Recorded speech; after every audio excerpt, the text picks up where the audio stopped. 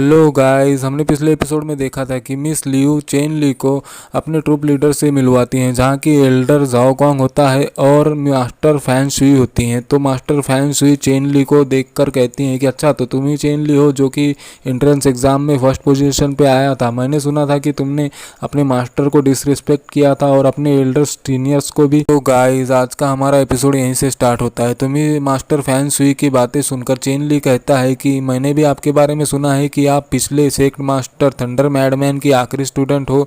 तो master fan Shuey कहते हैं कि हाँ, तुम सही कह रहे हो। तभी चेन ली कहने लगता है कि ऐसा लगता है कि थंडर मैडमैन को अपने स्टूडेंट चुनने का वो कि बिल्कुल भी तजुर्बा नहीं था। तो ये सुनकर मिस फैन शुई मतलब कि मास्टर फैन शुई कहती हैं कि तुम मेरे मास्टर को डिसरिस्पेक्टफुल कर रहे हो, तुम्हारी ऐसा करने की हिम्मत कैसे हुई। और वो बहुत ही ज़्यादा गुस्सा हो जाती हैं। तभी हम देखते हैं कि चेन ली कहने लगता है कि हाँ, मैं ही वो स्टूडेंट हूँ जो फर्स्ट प्लेस पे आया था एंट्रेंस एग्ज़ाम के। पर ये सारी बकवास रूमर्स हैं जिन्हें कि लोग फैला रहे हैं, क्योंकि वो मुझसे जलते हैं और मेरे टैलेंट को नापसंद करते हैं। और कहता है कि सिस्टर फैन, आप बहुत ही सीधी और बहुत ही भोली इंसान हो और आपको बहुत दूसरे लोगों से धोखा दिए जाने की बहुत ही ज़्यादा संभावना है, इसलिए आपको बच के रहना चाहिए। तो मिस फैन सुई कहती हैं कि तुम नामुराद रुको तुम। और तभी हम देखते हैं कि मिस किन रियान चेन ली को पीछे से आवाज़ देती हैं और उसे बताती हैं कि तुमने गलत समझा है, ये मास्टर फैन शुई है, ना कि कोई सिस्टर फैन शुई। तभी हम देखते हैं कि चेन ली बहुत ही ज़्यादा शॉक हो जाता है और कहता है कि क्या सच में। और तभी वहाँ पर जाओ कॉन्ग आ जाता है जो मास्टर फैन शुई से कहता है कि हमें अब चलना चाहिए और तुम्हें इतना गुस्सा नहीं करना चाहिए, क्योंकि ये तो अभी स्टूडेंट्स हैं और नए बच्चे हैं और ये बहुत ही नासमझ हैं। तो मास्टर फैन शुई कहती हैं कि चलो ठीक है, और वो बहुत ही ज़्यादा शर्मा जाती हैं जाओ कॉन्ग को देखकर। और हम देखते हैं कि वो उन्हें जाता देखकर चेन ली सोचने लग जाता है कि कितने बेचारे थंडर मैडमैन हैं कि उनकी एक छोटी सी डिसेबल लोगों को पहचानने में इतनी ज़्यादा बुरी है कि अंधा आदमी भी अच्छे से पहचान लेगा। तभी जाओ कॉन्ग बहुत ही स्टाइल में अपने एक टोकन से एयरशिप ऑर्डर करता है, जिसकी इस एंट्री इतनी ढांसू होती है कि उसे देखकर मिस किनरियान बहुत ही ज़्यादा शॉक हो जाती हैं और बहुत ही खुश हो जाती हैं और कहती है कि वाओ, इट्स सो प्रिटी।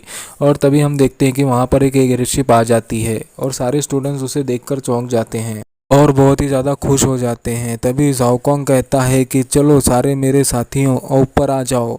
और वो सारे के सारे स्टूडेंट्स उस एयरशिप में चढ़ जाते हैं और वो वहाँ से निकल जाते हैं। तभी जाओ कॉन्ग सारे स्टूडेंट्स को जमा कर लेता है और बताने लगता है कि हम जिस फ्रंट लाइन पर जा रहे हैं उस फ्रंट लाइन को 100 वार सिटी कहते हैं और 100 वार सिटी से फॉरेन रेसेस का बेस बहुत ही ज़्यादा दूर है, जिस वजह से हमें चिंता नहीं करनी चाहिए।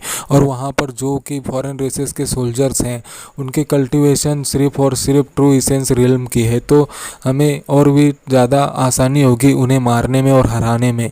और बताता है कि आपको फॉरेन रेसेस के क्रिएचर के एक किल पर आपको एक पॉइंट दिया जाएगा, जिस पॉइंट को आप एक्सचेंज कर पाएंगे आपके मनपसंद रिवार्ड के तौर पर। वो आपको रिवार्ड आपके सेक्ट में या फिर हाई कोर्ट में मिल जाएगा। एल्डर जाओ कॉन्ग की बातें सुनकर सारे स्टूडेंट्स आपस में ही बातें करने लग जाते हैं। और तभी हम देखते हैं कि मिस किनरियान बहुत ही ज़्यादा चिंतित होती हैं और कहती हैं कि चेन ली, क्या तुम्हें थोड़ी सी भी चिंता नहीं हो रही। तो चेन ली कहता है कि हाँ, मुझे पहले तो हुई थी, पर अब मेरे पास में हुक्म का एक का है, मतलब कि वो मेरे पास में बहुत ही पावरफुल ट्रम्प कार्ड है, तो मुझे बिल्कुल भी चिंता नहीं है। तभी वो सोचने लगता है कि मैंने बहुतों सालों तक पिछली ज़िंदगी में इस गार्ड को गार्ड किया है, मतलब कि फ्रंट लाइन को गार्ड किया है, या फिर हम कहें तो डिफेंस लाइन को भी गार्ड किया है। और तब तो मेरे पास में सिर्फ एक ही हिस्सा था स्क्रिप्चर का, मतलब कि थंडर एम्परर के स्क्रिप्चर का। और बताता है कि अब तो मेरे पास में थंडर एम्परर के दोनों स्क्रिप्चर हैं, तो मुझे डरने की क्या बात है। और हम देखते हैं कि वो सारे लोग वहाँ पर पहुँच जाते हैं और वो एयरशिप नीचे लैंड करती है और वहाँ उसमें से सारे स्टूडेंट उतर जाते हैं और चेन ली भी वहीं उतर जाता है। तभी चेन ली और मिस किनरियान होते हैं और वो देखते हैं कि 100 सिटी के वॉल को। और तभी हम देखते हैं कि 100 सिटी वॉल बहुत ही बड़ी होती है, तो उसे देखकर मिस किनरियान कहती हैं कि ये कितनी ज़्यादा ऊंची है। तो चेन ली भी उसे देखने लगता है। तभी हम देखते हैं कि उस 100 वार सिटी से कुछ गार्ड्स और उनके साथ में एक एल्डर आ रहे होते हैं, जहाँ कि हमें पता चलता है कि वो डेमन सेक्ट के एल्डर होते हैं। और तभी वो एल्डर कहते हैं कि जाओ कॉन्ग, बहुत दिनों बाद लगता है कि तुम इस बार बहुत सारे नए स्टूडेंट्स को ट्रेनिंग के लिए लाए हो। तभी जाओ कॉन्ग एल्डर को ग्रीट करता है और हम देखते हैं कि उनके पीछे से एक कार्ट गुजर रही होती है जिसमें कि बहुत सारी लाशें होती हैं। वो लाशें फॉरेन रेसेस के क्रिएचर्स की होती हैं, जिन्हें देखकर जाओन मो को उल्टी आ जाती है और वो वहीं पर उल्टी कर देता है, जिसे देखकर एल्डर मास्टर कहते हैं कि ये तुम्हारे एवन सेट का क्या उत्कृष्ट भाग लगता है कि मुझे तो ऐसा लग रहा है कि अब इसके बाद में तुम्हारे स्कूल की रैंकिंग बहुत ही ज़्यादा घट जाएगी। तो ये सुनकर मिस फैन को, मतलब कि मास्टर फैन शुई को बहुत ही ज़्यादा गुस्सा आ जाता है और वो उस मास्टर पे बहुत ही पावरफुल फायर अटैक कर देती हैं, जो कि इतना पावरफुल होता है कि वो एल्डर भी थोड़ा सा डर जाता है, पर वो उस अटैक को डॉज कर देता है और वो अटैक सीधा जाकर उस दीवार से टकरा जाता है, जिसकी पावर इतनी ज़्यादा होती है कि वहाँ पर बहुत ही ज़्यादा प्रेशर बन जाता है। तभी मिस फैन शुई, मतलब कि मास्टर फैन शुई कहती हैं कि ये सारे नए स्टूडेंट्स हैं और तुम्हारी हिम्मत कैसे हुई कि तुम इतनी निंदात्मक बातें कर रहे हो, इन्होंने ये सब कुछ पहली बार देखा है, तुम्हें ऐसा नहीं करना चाहिए। तभी वो एल्डर बहुत ही ज़्यादा गुस्सा हो जाता है और कहता है कि तुम फैन शुई, तुम एक मास्टर हो। तभी कहने लगता है कि तुम मैडमैन की स्टूडेंट ना होती तो। तभी जाओ कॉन्ग बीच में आ जाता है और उन दोनों को लड़ने से रोक लेता है और कहता है कि ठीक है ठीक है। और फिर वो मिस फैन से कहता है कि, मतलब मास्टर फैन शुई से कहता है कि तुम्हें इन स्टूडेंट्स को रेस्ट के लिए लेकर जाना चाहिए, क्योंकि ये लोग बहुत ही ज़्यादा थक गए हैं, ना कि तुम्हें इन छोटे से मसलों पर लड़ाई झगड़ा करना शुरू कर देना चाहिए। तभी मिस फैन शुई बहुत ही ज़्यादा गुस्सा हो जाती हैं और कहती हैं कि जाओ कॉन्ग, तुम्हें सबसे पहले अपने सेक्ट की रेपुटेशन के बारे में सोचना चाहिए, ना कि इन सारे फालतू की बातों पे सोचना चाहिए, और तुम ऐसा कर रहे हो, मुझे तुमसे ये उम्मीद नहीं थी। तभी हम देखते हैं कि एल्डर जाओ कॉन्ग उस एल्डर से माफ़ी मांगने लग जाता है, पर वो एल्डर वहाँ से मुड़कर चला जाता है। तो जाओ कॉन्ग सारे स्टूडेंट्स को अपने पास में बुला लेता है और कहता है कि हमारे सिटी का बेस कैंप 100 वार सिटी में है, तो अब हम यहाँ पर पहुँच गए हैं, तो अब तो आप सभी लोगों को जाकर थोड़ा सा आराम कर लेना चाहिए आज की रात, क्योंकि हम कल सुबह से ही प्रैक्टिकल ट्रेनिंग स्टार्ट करने वाले हैं। तभी चेन ली सोचने लगता है कि ये बंदा बहुत ही ज़्यादा जल्दी में है, लगता है कि फॉरेन रेसेस के सारे लोग यहीं पे कहीं मौजूद होंगे या फिर शायद वो सिटी के बाहर ही होंगे और वो वहाँ पर कुछ ना कुछ प्लान बना रहे होंगे, अपने प्लान को कामयाब करने के लिए जाल भी बिछा रहे होंगे।